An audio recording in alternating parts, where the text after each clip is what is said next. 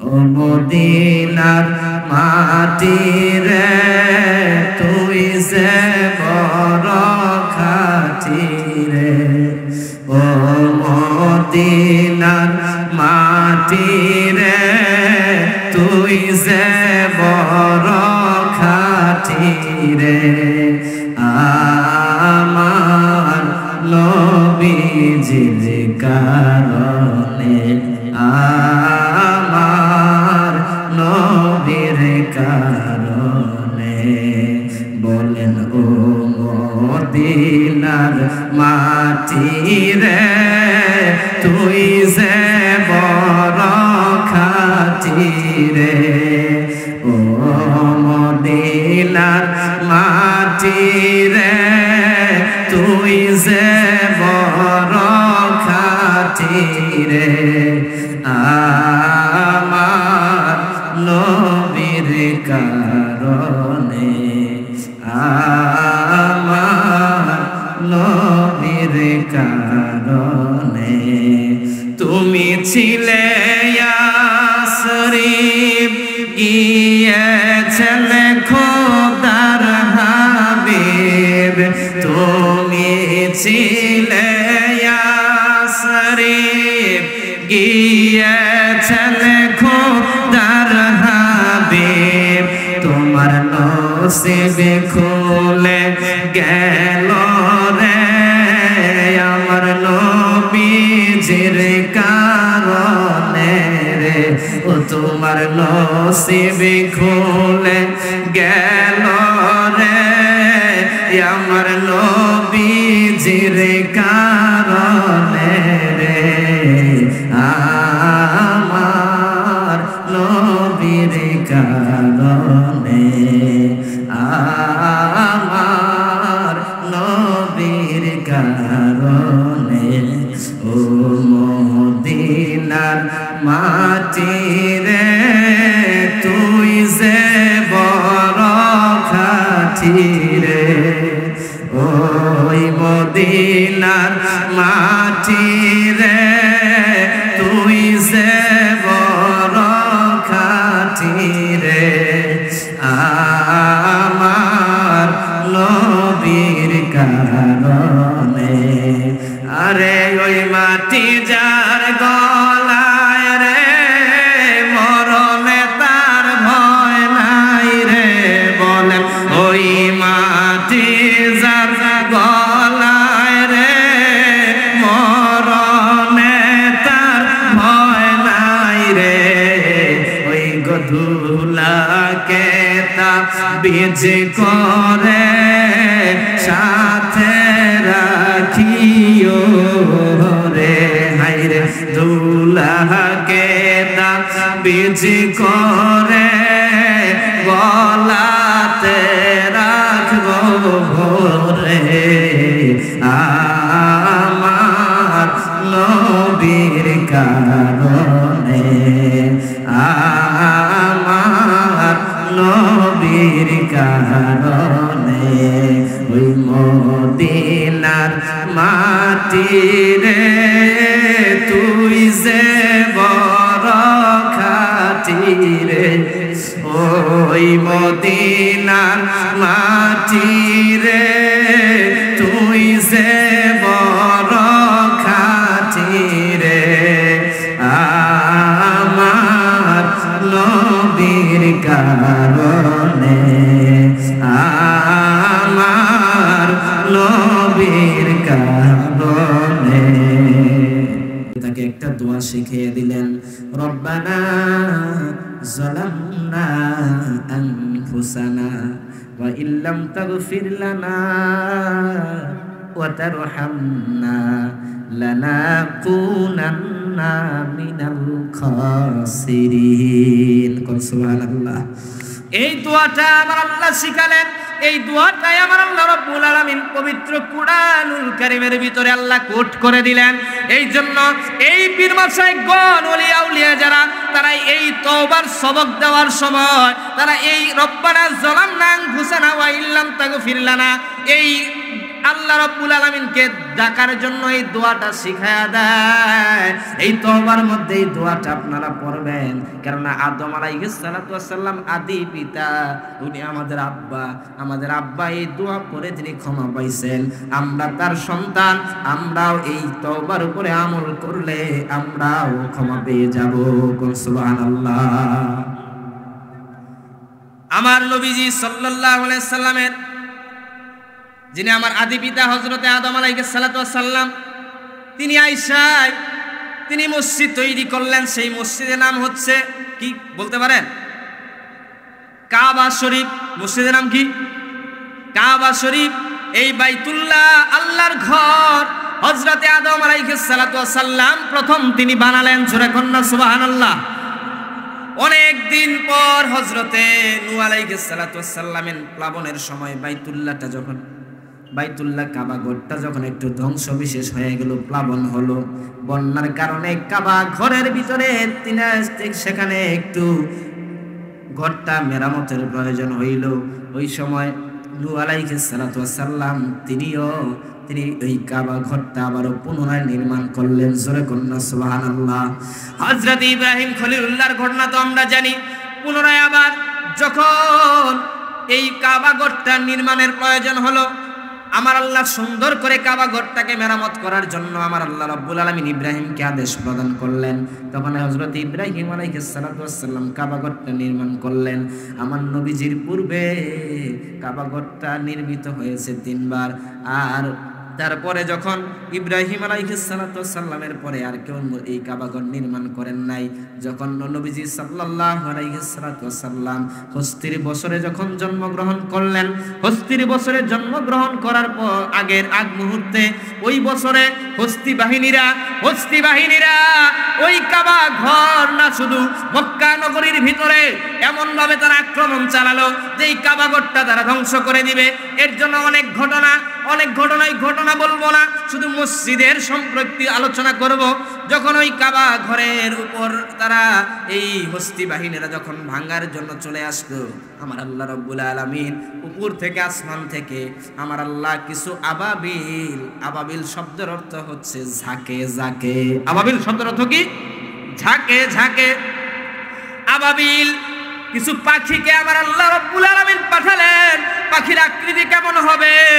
আমরা যে চড়ুই পাখি দেখি, এই চড়ুর পাখির চাইতে বড় নয়, এর চাইতেও ছোট পাখিগুলো আমার আল্লাহ রাব্বুল আলামিন আকাশে অবতরণ করালেন।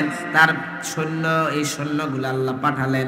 এই পাঠানোর পরে আমার আল্লাহ কিরকম সৈন্য পাঠাইছেন হস্তি বাহিনী ধ্বংস করার জন্য। দেখেন আমার আল্লাহ রাব্বুল আলামিন এই হস্তি বাহিনী যখন আকাশে সেনা হিসাবে মোতায়েন করলেন, তাদেরকে অস্ত্র দিলেন কি তাও আপনি শুনে নেন। আমরা যে মুসুরের ডাল খাই, কিসের ডাল? কথা কোন, কিসের ডাল? মুসুরের ডাল খাই। এই মুসুরের ডালের চাইতেও ছোট অস্ত্র দিয়া তার ওই পাখির মুখে তাদেরকে সেনা হিসেবে পাঠাইয়া দিলেন। ওই উপর থেকে এই মুসুর দানার চাইতে ছোট ছোট এই গুটিগুলা, পাথরগুলা তারা জমিনে ফেলা শুরু করে দিল। ফেলা শুরু করার সাথে সাথে ওই পাখির এই দানাগুলা জমিনে পড়ে এমন ভাবে পড়লো, পুরা সেনা সদস্য হস্তি বাহিনী সবগুলো ধুলাই মিশায়া ফেলাইছে। সূরা কোন সুবহানাল্লাহ। এই যুদ্ধের সময় আল্লাহর সাথে ওই বাদশার যুদ্ধের সময়, হস্তি বাহিনীর যুদ্ধের সময় এই কাবা ঘরের একটু ধ্বংস বিশেষ হয়ে গেল। হওয়ার পরে হযরতে নবী করিম সাল্লাল্লাহু আলাইহি ওয়াসাল্লামের দাদা আব্দুল মুত্তালিব তিনি এই কাবা ঘর বানানোর জন্য তিনি ইরাদা করলেন যে এটা তো ধ্বংস হয়ে গেছে, আমি একটু মেরামত করি। তিনি ঘোষণা করে দিলেন এই ঘরটা হলো আমার আল্লাহর, এই ঘর আমি বানাবো, কিন্তু আমি মক্কাবাসীদের আমি জানায়া দিলাম এই ঘরটা বানাবো, যার যত হালাল পয়সা আছে আমাদেরকে দাও, সহযোগিতা করো, আমি কাবা ঘর মেরামত করব। সূরা কোন সুবহানাল্লাহ। তিনি এই কাবা ঘর মেরামত করতে যায়া তিনি কিছু সংখ্যক সামান্য 2-2.5 হাত তুললেন, কিন্তু তিনি মক্কাবাসীদেরকে টাকার জন্য, অর্থের জন্য আহ্বান করলেন। কেউ অর্থ নিয়ে, টাকা নিয়ে, পয়সা নিয়ে আর এগিয়ে আসে না। তখন তিনি যখন এগিয়ে আসে না, তিনি বুঝতে পারলেন মানুষ আর তাকে দান করতেছে না। কারণ কি? তিনি পরস্পর শুনতে পাইলেন মানুষের আর হালাল টাকা নাই, কি দিয়ে আপনাকে দিবে? যদি আপনার কাছে প্রমাণ হয়ে যায় আপনি মক্কার ঘরের মতো আল্লি, যদি প্রমাণ হয়ে যায় যে হারাম টাকা আপনার কাছে দিছি, আমাদের শিরোচ্ছেদ হয়ে যাবে। যার কারণে আর কেউ টাকা দিতেছে না। কয় যেহেতু হালাল টাকা ফুরাইয়া গেছে, আমার কাবা ঘর নির্মাণ করা শেষ হয়ে গেছে। জোরে কোন সুবহানাল্লাহ। ওই ঘরটা আজও পর্যন্ত আব্দুল মুত্তালিবের হাতে গড়া, ওই ঘরটা আজও পর্যন্ত সেইভাবেই রয়ে গেছে। ওই ঘরটার নাম হচ্ছে হাতিমে কাবা। জোরে কোন সুবহানাল্লাহ। ওইখানে আর কেউ হাত দেয় নাই। এই হাতিমে কাবার পাশে আবার বাদশাহ ঈসা এই কাবার ঘরটা নির্মাণ করছে। আমি লম্বা ঘটনা বলবো না বাবাজিরা, এই জন্য আমরা বুঝতে পারলাম হযরতে আদম আলাইহিস সালাম থেকে শুরু করে আমাদের নবী পর্যন্ত সমস্ত নবী আম্বে কেরাম তারা মসজিদের সাথে সম্পৃক্ত। কথা বলেন ঠিক না বেঠিক? আর আমরাও সেই মসজিদ উন্নয়নে আমরা মাহফিল সাজিয়েছি, আমরা ওই নবীওয়ালা কাজটা আমরা করতেছি। কথা বলেন ঠিক কিনা? ওই নবীওয়ালা কাজটাই আমরা করতেছি। হযরতে দাউদ আলাইহিস সালাতু ওয়াস সালাম তিনিও মসজিদ নির্মাণ করেছেন। সেই মসজিদের নাম হচ্ছে মসজিদে আকসা। জোরে কোন সুবহানাল্লাহ। মসজিদের নাম কি? মসজিদে আকসা নির্মাণ করার পরে তিনি শেষ করতে পারলেন না। সুলাইমান আলাইহিস সালাতু ওয়াস সালামের ঘাড়ে এসে দায়িত্ব পড়ল। হযরতে সুলাইমান আলাইহিস সালাতু ওয়াস সালাম তিনি সমস্ত জিন ফেরেশতাদেরকে ডাকলেন, তোমরা মসজিদের কাজে তোমরা নিযুক্ত হও। হযরতে সুলাইমান আলাইহিস সালাতু ওয়াস সালামের কানে যখন মসজিদে আকসা তৈরির সময় অর্ধেক সময় পার হয়ে গেছে আর অর্ধেক কাজ বাকি আছে, এই সময় খবর এসে গেল। হযরতে জিবরাইল আলাইহিস সালাতু ওয়াস সালাম খবর নিয়ে আসলেন, ওগো আল্লাহর নবী সুলাইমান, আপনার আর সময় নাই, আপনার সময় ফুরাইয়া গেছে, আপনি তৈরি হন, মালাকুল মাউত আজরাইল আসতেছে। কোন আল্লাহু আকবার। হযরতে সুলাইমান আলাইহিস সালাতু ওয়াস সালাম তিনি চিন্তামগ্ন হয়ে গেলেন, কি করা যায়, কি করা যায়। কিন্তু সকলেই জানে হযরতে সুলাইমান আলাইহিস সালাতু ওয়াস সালাম খুব মেধা সম্পন্ন ছিল, খুব মেধাবী ছিলেন। তিনি চিন্তা করলেন কি করা যায়। তিনি তার পার্সোনাল যে সেক্রেটারি গুলো আছে, পিএস গুলো আছে, তাদেরকে ডাকলেন, ডেকে তাদেরকে বলে দিলেন, তোমরা আমার জন্য এমন একটা ঘর বানাও যাতে বোঝা যায় না এই ঘরটা বাহির থেকে না ভিতর থেকে, কোনোভাবেই যেন বোঝা যায় না যে এটা কি আসলেই ঘর নাকি ওই মানুষটা সরাসরি সজমিনে দাঁড়িয়ে আছে। এমন একটা ঘর আমার জন্য তৈরি করো। তিনারা ঘর তৈরি করলেন। ঘরটা এমন কাজ দিয়ে বানালেন আপনি মনেই করতে পারবেন না ওই জায়গায় মানুষ যদি ঘরের ভিতরে থাকে, আমি মনেই করতে পারবেন না সে ঘরের ভিতরে। এরকম একটা ঘর নির্মাণ করলেন। সেখানে আল্লাহর নবী সুলাইমান আলাইহিস সালাতু ওয়াস সালাম শুধু দাঁড়াতে পারবেন এই জায়গা রাখলেন। তিনি দাঁড়ালেন, তার হাতের যে লাঠিটা, ওই লাঠিটা তার থুতনির ভিতরে লাগালেন, তিনি দাঁড়িয়ে রইলেন। হযরতে আজরাইল আলাইহিস সালাতু ওয়াস সালাম আয়েশা তার জামটা কবজ করে নিলেন। কবজ করে নেওয়ার পরে ওই যে চতুর্পার্শ্বে তার বেড়ায় তিনি আটকে আছেন, নিচে হচ্ছে খুঁটি, তিনি আর পড়লেন না। তখন ফেরেশতা জিন যারা এই মসজিদের কাজ করতেছে তারা তাদের দিকে হযরতে সুলাইমান আলাইহিস সালাতু ওয়াস সালামের দিকে তাকালেন। তাকান দেখে তিনি সচক্ষে দাঁড়িয়ে আছেন, তিনি দাঁড়িয়ে দাঁড়িয়ে আমাদের পর্যবেক্ষণ করতেছেন। এই জন্য তারা দ্রুততার সাথে কঠিন পরিশ্রম করে তাড়াতাড়ি করে মসজিদ শেষ করলেন। আল্লাহু আকবার। তাড়াতাড়ি করে মসজিদ বানানো শেষ করলেন। এদিকে আল্লাহর খেলা, এটা তো সারা জীবন রাখার জন্য নয়। একটা ঘুন পোকা, কি পোকা? ঘুন বুকা ওই কাছের ঘরের ভিতরে প্রবেশ করলেন, যাইয়া ওই লাঠিটাকে খাওয়া শুরু করে দিলেন। খাইতে খাইতে যখন লাঠিটার ভিতরে আর কোনো খাওয়া বাকি নাই, সুলকা হয়ে গেছে, লাঠিটা ভেঙে পড়ে গেলেন। আর হযরতে সুলাইমান আলাইহিস সালাতু ওয়াস সালাম জমিনে লুটাইয়া পড়লেন। সুবহানাল্লাহ। জিনের মাথায় হাত, হায় হায় করলাম কি, হ্যাঁ করলাম কি। হযরতে সুলাইমান আলাইহিস সালাম তার এই দুনিয়ার জমিন থেকে তার সময় ফুরিয়ে গেছে। আর আমরা যে পরিশ্রমগুলো আমরা করলাম, কইরা এই মসজিদটা বানাইলাম, হ্যাঁ হ্যাঁ আমরা যে আগে জানতাম যে সুলাইমান আলাইহিস সালাম চলে গেছে, তাহলে তো আমরা আর এত পরিশ্রম করে এই মসজিদ বানাইতাম না। কথা কোন ঠিক কিনা? এই মসজিদে আকসা হয়ে গেল। এই জন্য মসজিদ হলো নবীওয়ালা মানুষের কাজ, হইল মসজিদের সাথে সম্পৃক্ত হওয়া। কথা বলেন ঠিক না বেঠিক? আমার মায়ের নবীজি সাল্লাল্লাহু আলাইহি সাল্লামের প্রেম নিয়ে যদি কেউ মসজিদের সাথে সম্পর্ক রাখে, আমার নবীজির প্রেম বুকে ধারণ করে যদি কেউ মসজিদের সাথে সম্পর্ক রাখে, তার জন্য আমার আল্লাহ রাব্বুল আলামিনের জান্নাত অপেক্ষা করতেছে। জোরে কোন সুবহানাল্লাহ। তার জন্য আমার আল্লাহর জান্নাত অপেক্ষা করতেছে। আমার বাবাজিরা, ভাইয়েরা, আমার মায়ার নবীকে হযরতে বাদশাহ হারুন রশিদ রাহমাতুল্লাহি আলাইহি দিনদার একজন বাদশা ছিলেন। এই বাদশা মহোদয় তিনি আমার নবীর প্রেম তার বুকটা ভরা। তিনি হাদিস মুবারক তিনি তেলাওয়াত করতেছেন। হাদিস মুবারক তেলাওয়াত করতে করতে একটা হাদিস তার চোখে পড়ে গেছে। ওই হাদিসটা কি? বিশাল বড় বালাখানা জান্নাতের ভিতরে আল্লাহ তারে দান করে। আমি তো বুঝলাম আমি আল্লাহর ঘর মসজিদ বানায়া বিশাল বরকতময় আমি ঘরটা পেয়েছি। রে আব্দুল বিন মুসা রে, তুমি বলো তো দেখি, তুমি কোন আমলের বদৌলতে তুমি জান্নাতের ভিতরে একটা ঘর পাইলা? সূরা কোন? আল্লাহু আকবার। তুমি কি আমল করে আল্লাহর জান্নাতে তোমার জন্য একটা ঘরের মালিক আল্লাহ তোমাকে বানিয়ে দিল? কি আমল তুমি করেছো?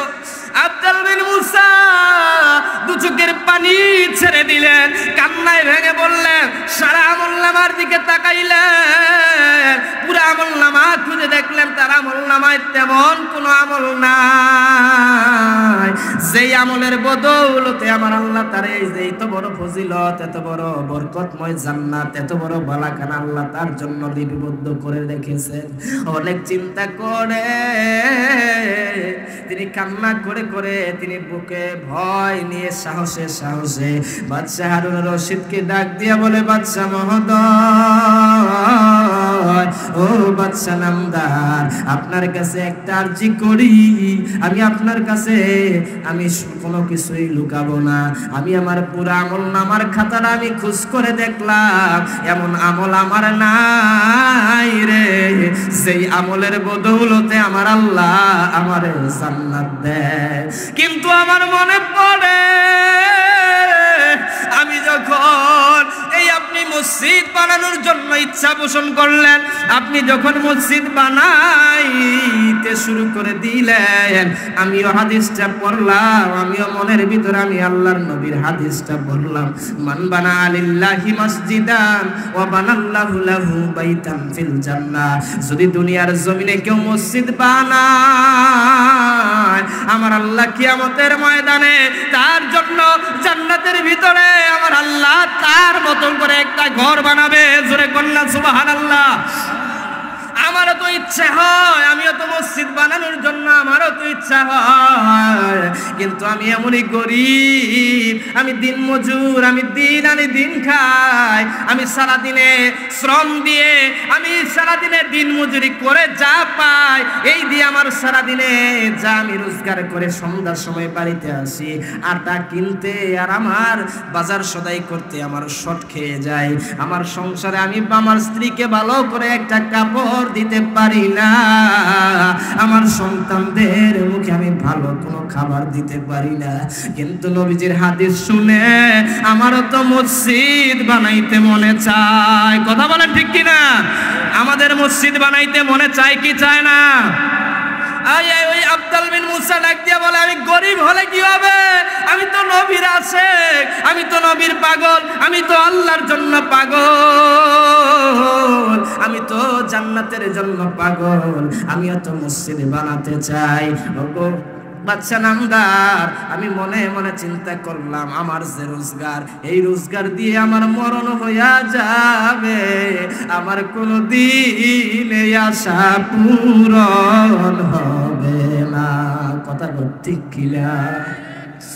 একটা গরিব মানুষ যদি দিন আনে দিন খায়, চাল কিনতে যার পয়সা ফুরাইয়া যায়, এই মানুষটা যদি চিন্তা করে আমি মসজিদে একা বানাবো, ওই মানুষটার পক্ষে কি মউতের আগে সম্ভব হবে? সম্ভব হবে না।